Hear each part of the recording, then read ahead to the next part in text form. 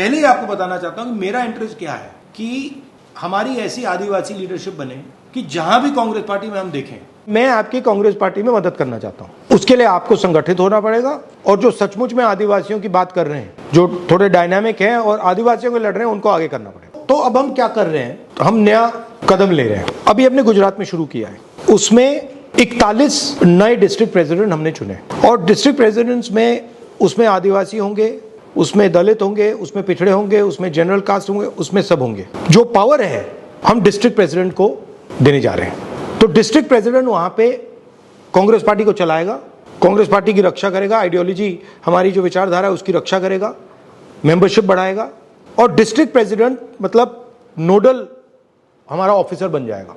और हम ये 700 हर हिंदुस्तान के हर डिस्ट्रिक्ट में कर रहे हैं। क्योंकि एक प्रॉब्लम आती है, जब अहमदाबाद से डिसीजन लिया जाता है या दिल्ली से लिया जाता है तो बनासकांठा का मतलब उसमें कुछ होता ही नहीं है।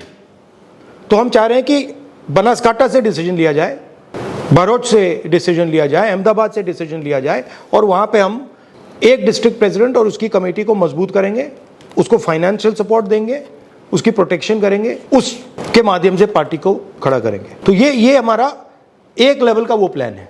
दूसरी बात हमने की है कि हमने इनको आदिवासी यूनिट का चेयरमैन बनाया है। अगर आदिवासी जिला है तो इनका जो संगठन है उससे भी टिकट के बारे में पूछा जाएगा। ये नहीं कि भैया आप आदिवासी संगठन हो, आप उधर दौड़ रहे हो और टिकट का टाइम जब आएगा, पंचायत का टाइम जब आएगा, जिला परिषद का टाइम आएगा, आपका कुछ लेना देना नहीं। तो ये हम स्ट्रक्चर बना रहे हैं, इसमें टाइम लगेगा, बट हम चाहते हैं कि हर स्टेट में अगर हम देखें तो 10-15 डायनामिक आदिवासी नेता हमें दिखे, जो आदिवासी खुश नहीं है बिकॉज उसके पास जो उसकी प्रोग्रेस होनी चाहिए थी, जो उसका विकास होना चाहिए, उसको नहीं मिला। तो अगर आप उससे कहोगे यार देखो हमने ये किया क्या, वो कहेगा हाँ यार वो तो सब ठीक है मगर मेरी हालत देख जी। तो हमें फ्यूचर की बात करनी है, हमें कहना है कि देखो भैया हम आपके लिए ये और ये करने जा रहे हैं। अब आप बोलिए। सर आपने सब कुछ ही बोल दिया, जो बोलना जो हम बताना चाहते थे सब कुछ बोल दिया। जब से डिजिटलाइजेशन हुआ है लैंड का, सबसे ज़्यादा मार अगर किसी ने खाया है तो वो ट्राइबल्स ने खाया।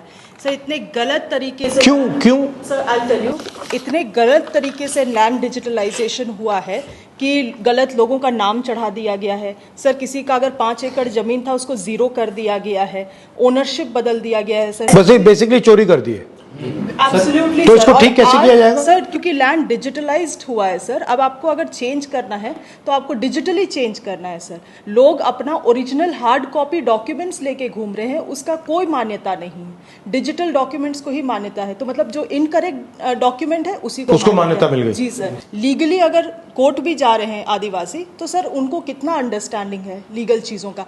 केस को जानबूझ के पेंडिंग रखा जाता है, आदिवासी फॉलो अप नहीं कर पाता है। सर उसके पास मोबाइल है, स्मार्टफोन तो है नहीं, छोटा फ़ोन किसी के पास वो भी नहीं, वो डेट तक नहीं फॉलो अप कर पाता है। अचानक से कोई नया ओनर इरप्ट हो जाता है लैंड का और कोर्ट का जजमेंट दे दिया जाता है, ओनरशिप को कंटेस्ट भी नहीं किया जा रहा है। सर ट्राइबल्स के लिए अलग से एक लीगल काउंसिल बनाया जाए जो कि ट्राइबल के लैंड इश्यूज़ को कंटेस्ट करे, आर्ग्यू करे। सर आज आप भी जानते हैं कि कोर्ट में कौन बैठे हुए हैं सर और कौन हमारा भला चाहता है। So that is a major issue sir वहाँ पे, क्योंकि लैंड है। ये क्या किए हैं कि इसमें मेजर जो फॉरेस्ट राइट्स एक्ट का जो अधिनियम है, जिसमें वन अधिकार का जो कमेटी बनना है, जिसमें 101% ट्राइबल्स रहेंगे सर, एक भी जगह नहीं बनाए हैं सर। ना उसको पावर है सर कि वो डिसीजन करेगा, और अगर वो डिसीजन कर गया तो कलेक्टर को भी पावर नहीं है कि वो उसको इग्नोर करे, पर उसको डीपली किसी कहीं नहीं बताए। और ये पूरा प्रदेश में, चाहे झारखंड हो, चाहे उड़ीसा हो, चाहे महाराष्ट्र हो सर, ट्राइबल्स की जो लैंड्स है आपने अभी रोका सर, नहीं तो ये तो वनों को प्राइवेट लोगों को दे रहे थे। आपने एक पूरे देश में जो आदिवासी के अर्थ वाली बात की कि आदिवासी का मेन मीनिंग क्या है। क्योंकि आप देशज है, यहाँ के मालिक है, इसलिए जल जंगल जमीन पे पहला राइट्स आदिवासियों का है। तो जन संगठनों का विश्वास कांग्रेस पार्टी के प्रति बड़ा है सर, क्योंकि वो कह रहे हैं वनवासी और हम कह रहे हैं आदिवासी।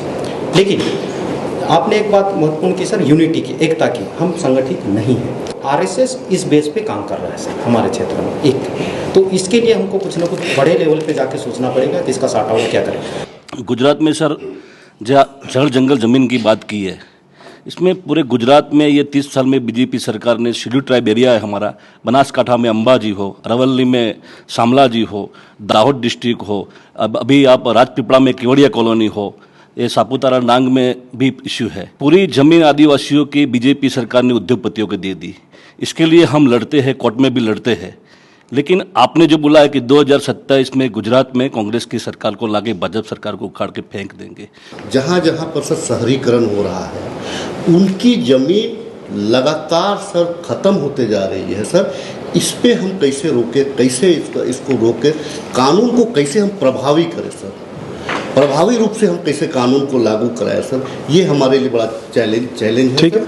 और आदिवासियों को सिर्फ कांग्रेस पे ही विश्वास है सर, क्योंकि उनके जंगल जमीन की बात कांग्रेस ही करती है। आरएसएस तो उसको वनांचल कह रही है सर, आरएसएस तो उसको वनवासी कह रही है, आरएसएस उसको हिंदुत्व की ओर सीधे ले जाना चाह रही है, उसका वजूद को ही समाप्त करना चाह रही है।